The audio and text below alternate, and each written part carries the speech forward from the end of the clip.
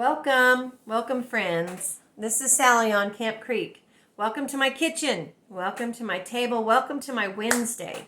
It's a beautiful Wednesday, August 18th, and the grass is growing. It's rained, so we have like grass, and the cows are fat, and the chickens are fat, and the goats are fat, and the llama's fat, and the horse is fat, and the dogs are fat, grandma's fat. Everybody's fat, so everybody's happy. The guineas are even getting plump. It's beautiful, beautiful. It feels like fall. I tell you, it feels like September. I think we're going to be a month early, and hopefully that doesn't take us into a dry, hot Indian summer. Sometimes that happens. We shall see. Well, today I do not have any knitting or crochet to show you because I'm trying to give my shoulder a rest. The nerves in this shoulder come down through here, across my back, and I've overdone it. And I hurt my neck with the weed eater. Overdid that. So I kept feeling like the Lord was saying, you just need to put it up for a while and give it a rest. And I kept not doing it, and it just kept getting worse. So it's been up now for a few days, and it's going to get better, and I'm going to be able to go back to it. Meanwhile, I'm doing some other things, and this gives me an opportunity to talk about some things that I haven't been able to thus far. Today, one of those things I want to talk about is stitch markers. The good, the bad, and the ugly. And a few things in between. What do we use stitch markers for? We use them to mark a spot we need to return to remind us to do an action, so as not to forget it and pass it. It reminds us of something we need to do, to highlight a spot that needs to be fixed or changed, just to cheer us up as we go around. Sometimes to remind us of something that has nothing to do with our knitting while we work. I have a bee, which is in a pair of socks, and every time I see that little bee, Progress Keeper. Actually, I got it in the jewelry department. Could get charms with these claws. I don't know if you can see that or not. Claw clips in the jewelry department, really cheap, and I used to buy them. Michael still has them. I used to buy them for Progress Keepers, and as long as they weren't too heavy, they were fun to have on your work. And that bee reminds me to be good and be nice, be kind. Be quiet, be silent, be watchful. Every time I would pass, I would think of something. And I like that. I called it my Beatitudes marker. So there's a lot of purposes of them. A lot of good reasons to have stitch markers. When I first started, I didn't buy stitch markers because I thought they cost too much money and I wasn't going to spend the money on them because I'm a bit of a tightwad. So I used paper clips a lot. Paper clips. Or I used safety pins. Or I used a bit of string, piece of wire. I've used everything. I've been in the truck feeding the cattle with my husband and needed a stitch marker to mark a mistake or something that I needed to go back and revisit.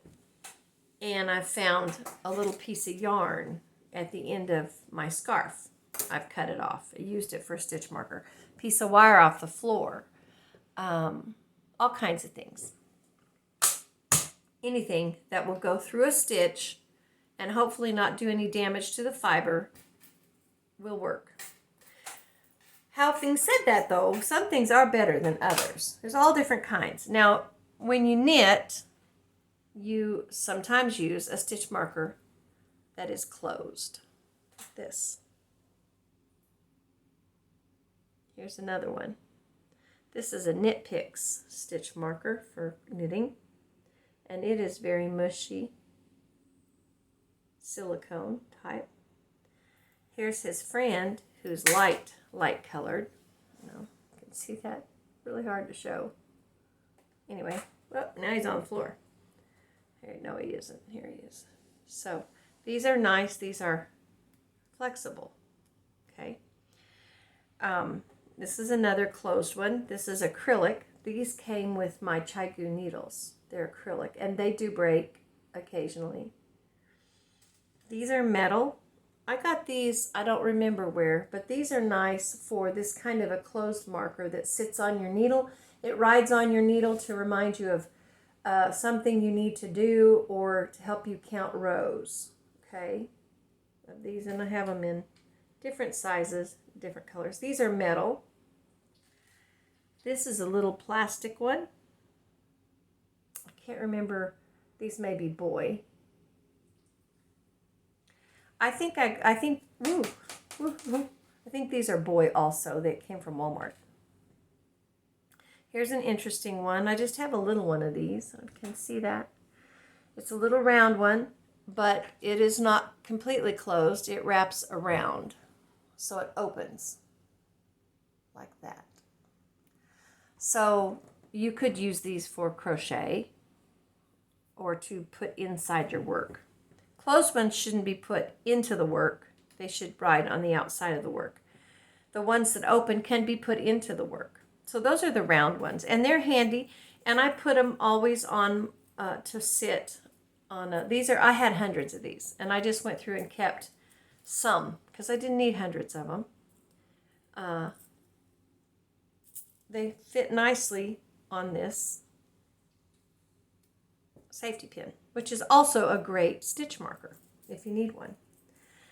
And I can put that in my sock bag. You can take a few of these and put them on there and put them in your sock bag, and it's all good. There are other kinds of round ones. I had some Crochet Dude ones that were mushy, like the Knit Picks ones. They were mushy.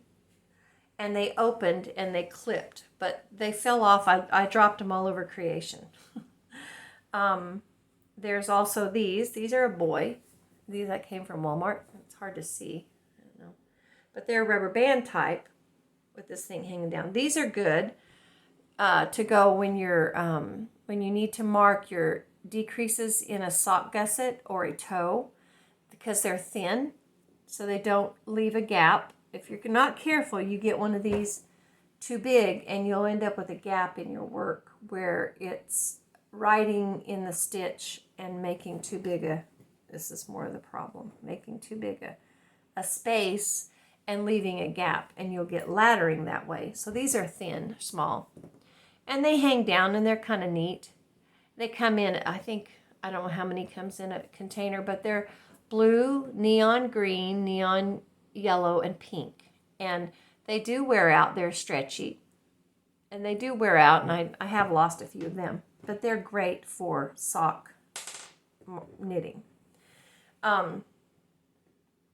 Let's see, what other closed ones do I have?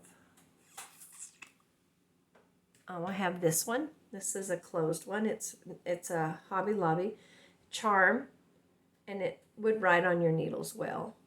Bigger needles, probably. You need to, when these ride on your needles, you're better to use as close to the size of your needle as you can get, because they come off so easily. And if they're smaller, more like the size of your needle, not too tight on there, but just to ride on there without too much leeway, as this is so big.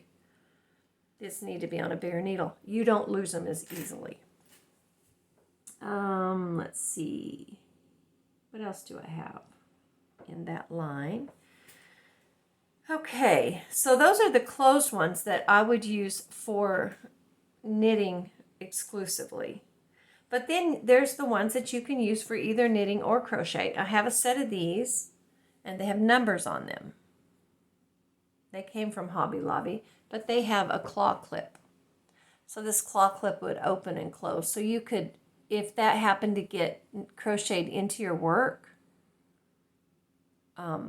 you could easily clip it out without having to break your, and I have had to cut these. That's why the Knit Picks ones, I love them for a long time, because I would inevitably knit them into my work or accidentally pick them up when I was crocheting, and then I would have to cut them out. These metal ones are a little harder to do. I want to have to cut that out. So these are also neat and cool because they're numbered. So as you go along, you need to remember your rows. This will help with your count. I thought these were so cool. I bought them and I have never used them for that purpose. For one thing, they don't close real good. They're not the best quality, but they're neat and cool, and they're a great idea. So those are those kinds of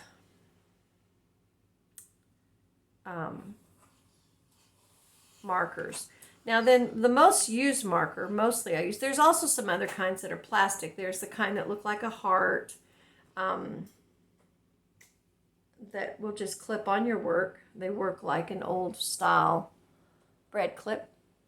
So that little opening will just clip on your work and you can take it off and on. I don't have any of those because they don't stay on the work and they get lost and they fall around and people find them and wonder what on earth they are. Unless there's someone who does handwork and they say, oh, someone lost our stitch marker, bless their heart, you know. So there's quite a lot of those. And then Clover has some that are like a whirligig, and they would slide on your work, and they are really good, and they're not rough, and they don't have bad edges, and they don't catch, but they also fall out of your work. If you're someone who moves your work around a lot, they will fall out. I've lost them all over the country. My preferred ones are these. I like this kind of a clip. Now it has a big,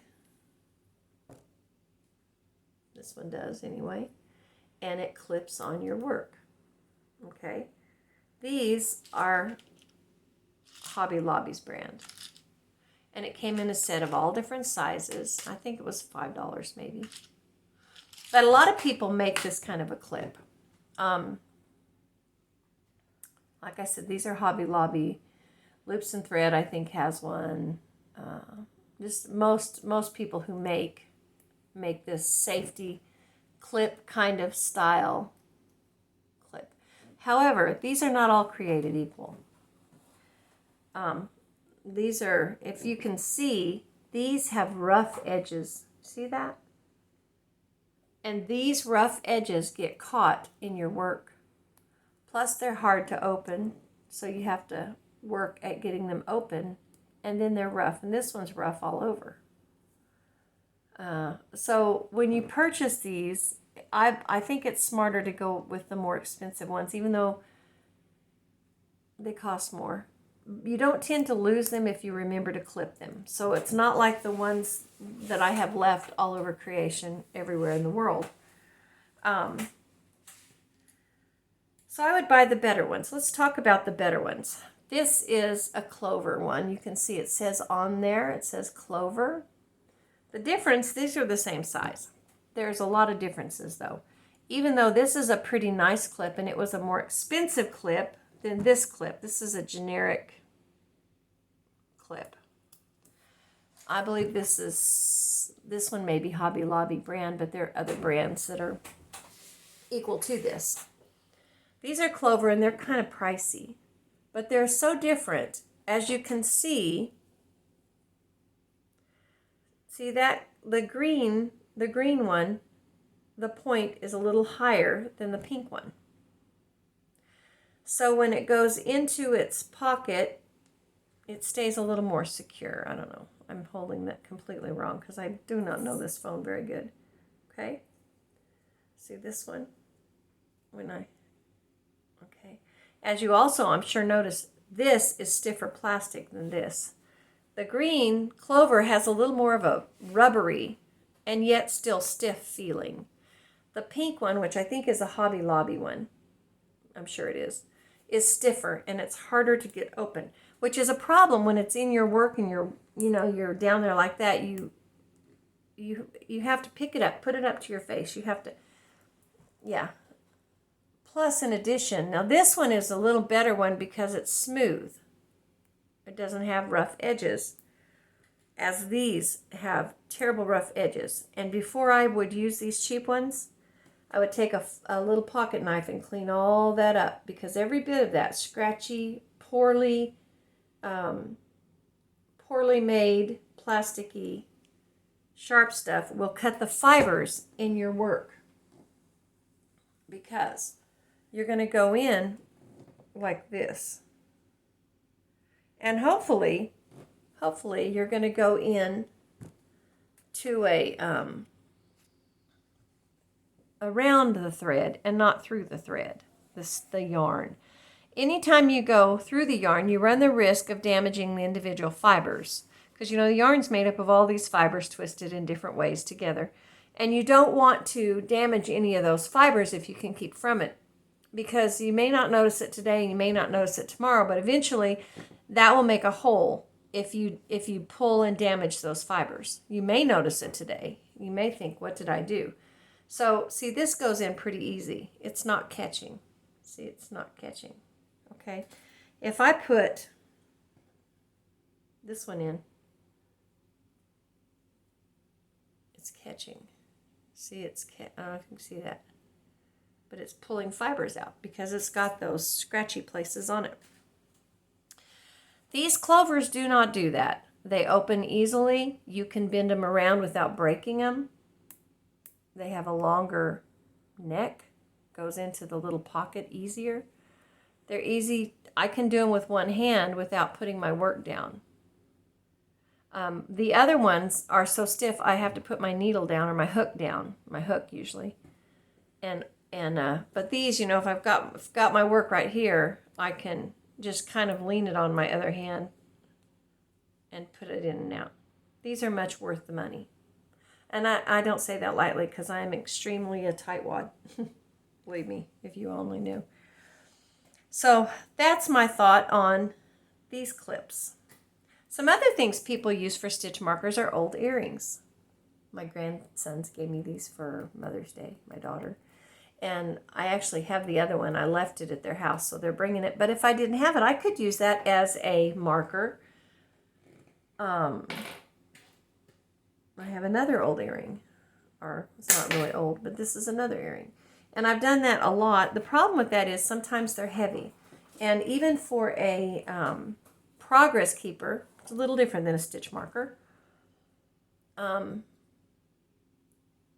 catchiness of the different things can affect that, and the weight. You don't want anything that's going to pull down on your work.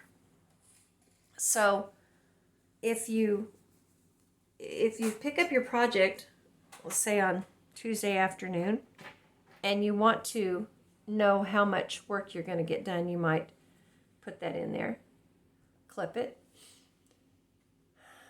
See, it's already caught. And knit away, crochet away, and at the end of the 2 hours or whatever, you can stop and go, wow, I've done that many rows. You can check your progress. Also, when you're knitting in the round or crocheting in the round, it's fun to go past, and you can count your stitches, and you can have a mental break. Oh, there's that stitch marker, it gives you something to look at and to look forward to coming around again. So those are nice. But you can use lots of things. I've used paper clips. Paper clips tend to catch on the thread. Also, you don't want anything that will rust. So these are coated paper clips. But you can get them easily in and out of your work. I don't really recommend them because they do catch. This is a knitting stitch keeper. This is a stitch keeper. You would put all your live stitches or whatever stitches you wanted to save on that. I've done this whenever I've had an error and I needed to remind myself to, when I went back around, to drop down and fix it. I put the several stitches on here to keep them secured. You want to make sure that the clip end is working right. Let's see. So those are some stitch markers, and there's other stitch markers. There's all kinds of stitch markers. There's markers for everything. Let's talk about book markers. Here's a book marker. This is how I roll. This is a Hobby Lobby bookmarker. It was $2.99 and I paid 99 or 74 cents for it. And I'll tell you why. The same reason we use stitch markers in knitting and crochet and handwork is the same reason we use a marker for anything. I have my Bible right here, one of them, and it is full of markers, things that I have marked. Here's a marker that I like a lot. It's a headband from my husband's old hat that the dog ate. It makes the best marker. And I've got it here in the book of Ezra. The other side of it is just where I was looking up the scriptures, some healing scriptures that I've been trying to study. All kinds of things we can use for markers. What's a marker do? It reminds you of something you need to go back and look at. You need to revisit, something you need to remind yourself of, a correction you need to make. This is a neat marker. This is a tatted marker my sweet friend Wilma made. It needs to be stiffened again. And I have it in the book of Samuel, something I was reading. And just like the cheap little markers that we have for our knitting, I have Sunday school papers marking where the pastor was preaching Sunday. I need to get that out of there. In the same way that you don't want too many markers in your handwork because it weighs your work down and stretches it out, if you're like me and you get too many markers in your Bible, it's not good for your spine of your book, and it's hard on your pages, so you don't want to do that. This is a marker, these markers that I bought for 74 cents. I bought 2 of them. See what's wrong with that? You see that? This is a little devotional. This part is fine, but see what it's doing? It's too thick, and it's damaging. It runs the risk of damaging my pages, just like it will in your work. This is a much better option. It's just a little piece of paper. It does have a sticky on it. I don't like that in my book because some of that might come off and then the pages start to stick together, just like it would in your handwork if you use something that's catchy. So I've covered that up and cut that off. And now my book is not damaged. My place is saved. Should you ever dog ear a book? Oh, heavens no. You know what dog ear is? It's when you bend your page down like that. Who did that? Yours truly. Never dog ear a book. And I know better. In the same way with your handwork, you want to be careful how you mark it, because you want to remember to be able to go back, and you want to keep your progress, but you don't want to damage your product. You don't want to damage your end product. I mark my Bible with lots of stuff, and sometimes I overmark it.